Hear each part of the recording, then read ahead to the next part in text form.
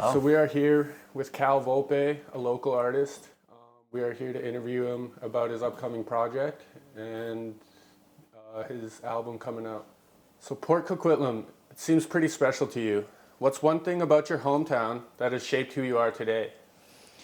Port Coquitlam, or Poco as a lot of us call it, it's a pretty small community just outside of Vancouver. Even though it's a suburb of the city, it's a very tight-knit community. I formed a lot of very close relationships there with friends and classmates and teammates and all of that sort of thing, and everyone kind of knows everybody.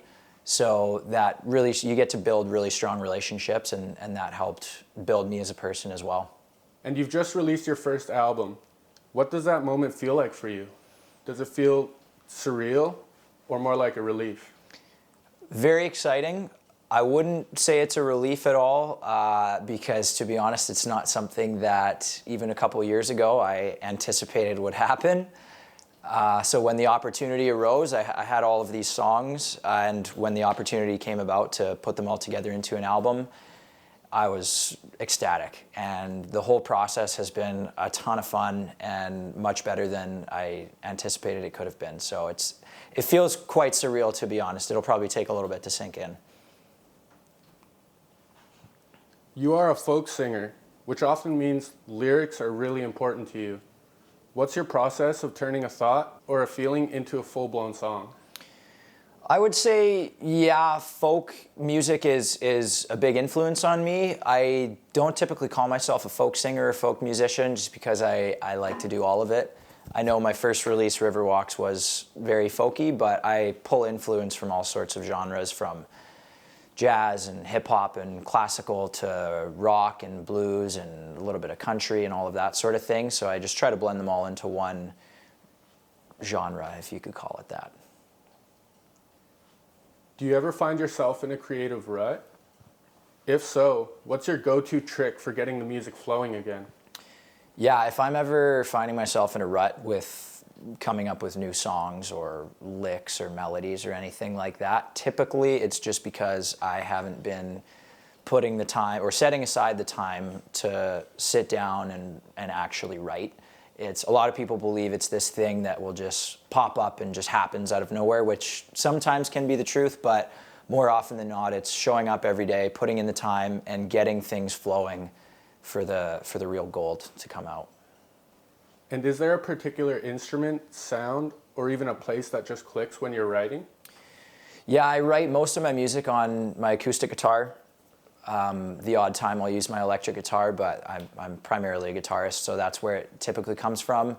But sometimes I'll be in the car or out for a walk or whatever, and I'll have a melody pop into my head or some lyrics, and then that will start a song. So it really comes from anywhere. Every song that I write has a different story in the song, but also how the song came to be. Do you find yourself influenced by more local artists, or are there bigger global influences that speak to you?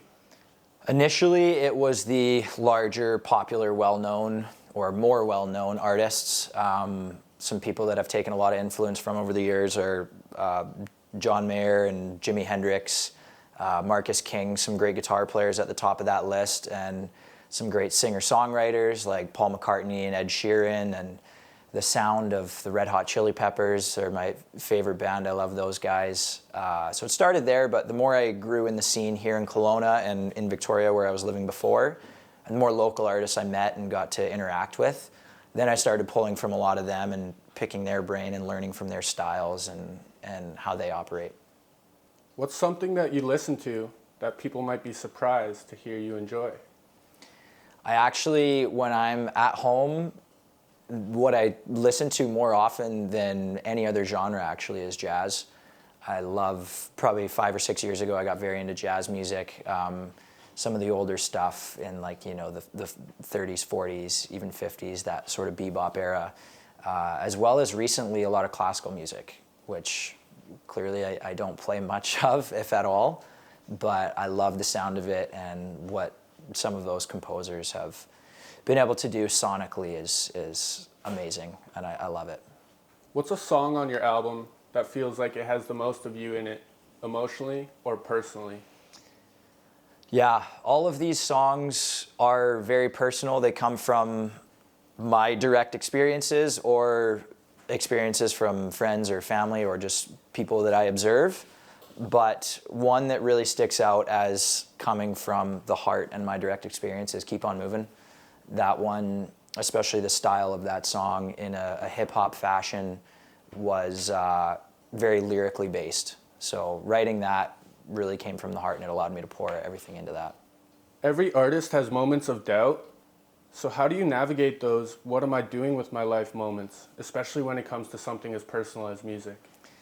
Yeah, those moments happen frequently and will continue to happen, I'm sure. The only way that I've found personally to get through those is to do exactly that and just go through it. You have to accept the fact that you're going to have that imposter syndrome, especially at the start, quite often. The more you do it, the more confidence you build, and the less those moments will happen. But I'm sure with each stage of my career, those will continue to pop up. But I think coming from athletic background and playing high-level hockey really helped me deal with some of the pressures of that and how to handle adversity or self-doubt. And let's be real here for a moment. What's the most embarrassing thing that's happened to you on stage or in the studio? Great question. There's not necessarily one moment that sticks out as super embarrassing. Obviously, there's times, especially on stage, when everything's happening live and you're producing every sound that basically exists in the room, that, you know, you mess up a chord or a note or you have a voice crack or something like that. Those are unfortunate, but you kind of have to laugh those ones off and, again, just go through it. But there was one really kind of interesting situation. I was playing in a local bar here in Kelowna called Freddy's, and there was a group of very well intoxicated fellas who, two of them actually decided to just mid-song get up on stage with me and start trying to have a conversation with me while I'm singing. And that was a weird one because I was trying to be professional about it, but it was also hilarious. So I'm trying to hold back laughter as I sing a song, but also try to direct these guys off the stage back to their seat. But it makes for a good story at the least. Now that the album's out and the work is done, what's next for you? Any big dreams for the next chapter of your career? Lots. The work is done for this aspect of it, but the work is never done for me. I call it work, but it's really play. It's what I love to do, and I don't plan on stopping or slowing down anytime soon, so I'd like to do it all. Really, the thing that drives me the most in music is performing live. It is the best feeling in the world when you have an audience of people who are paying attention and vibing with your music and sometimes singing along to your music. So playing live a lot more is going to be on the agenda for sure. And to finally end things off here, what's one thing you hope listeners will take away from your music? Something you want them to feel or think when they hear it?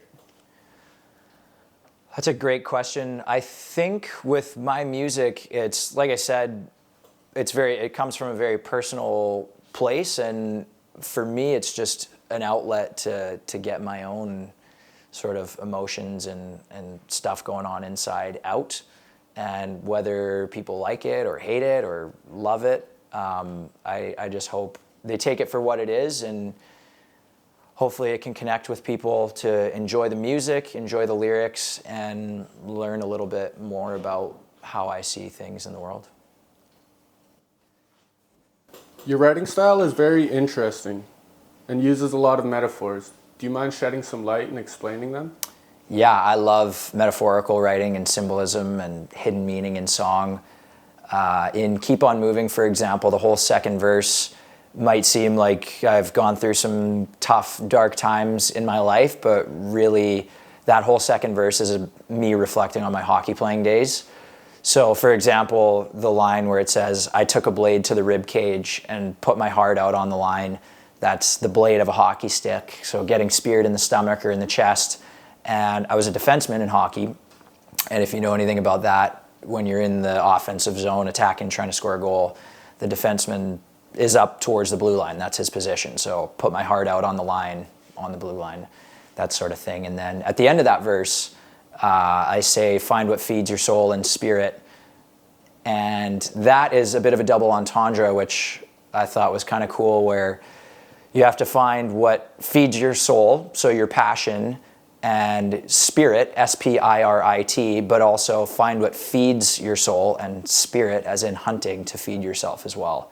So there's a little double entendre that I used as well. Your newest single, Renaissance Man, has just released. What is the inspiration for creating that song? Yeah, that song came from, actually, I read a biography on Leonardo da Vinci, who was, in the truest sense, a Renaissance man. And I was so inspired by just his work and his life overall that I wanted to write a song about it, as if he were sort of living in current day. And I wrote it from his perspective. And that was actually the first time I'd written anything from someone else's perspective. So that's one of my first songs I wrote, actually. And that one has entirely to do with Leonardo da Vinci's life and his creation. So there's a lot of metaphor about him in there as well. Feel free to go check that out on Spotify and Apple and all that stuff. What's one way you'd like to challenge yourself with your songwriting? I try to write songs in all different ways from different inspirations, but one thing that I really enjoyed and actually was quite fruitful for me, I took part in it's a songwriting challenge just in the start of 2025 here. A local musician by the name of Michael Averill, put together a series of songwriting prompts over the course of a couple days. And one of those prompts was sewage, and it was just the word sewage, whatever that means to you. And I wasn't quite sure what I wanted to do with that, and I started writing. I figured, well, sewage, let's just get a bunch of shit out of me that I have stored up, and probably the best way to do that is through rap. It felt like hip-hop to me, and that turned into Keep On Moving. So Keep On Moving started from the songwriting prompt of sewage. You clearly have a busy life in many aspects. How do you find balance? I do have a very busy life as it stands right now. I have a full-time job, still working with athletes, and obviously music has become a big part of my life as well now. I don't see music as work at all. I think I just have such a strong passion for it. I don't have a choice personally. It's something that I just have to do, whether I'm getting paid for it or not. So luckily I found something like that in music where I would do this 24 hours a day for free. I have done that for a long time, but it's been tricky over the last couple years working. There's been times where I'm working 3 jobs at once and then also going and playing shows in the evening. So it's a lot. You have to really, really love it, and you have to know what you're doing it for. And if you have a strong reason that is, for me, internal, and that's just, like I said, passion and sharing good energy with good people, then that's how I find the balance. So the music for me is play, really. But there is a lot of coordination that goes into it as well, a lot of scheduling and that sort of thing, making sure I carve out time for myself as well. Thank you very much. Thank you. Great work, guys. Do you want to come see that quick? Yeah, I do. That one you gotta see.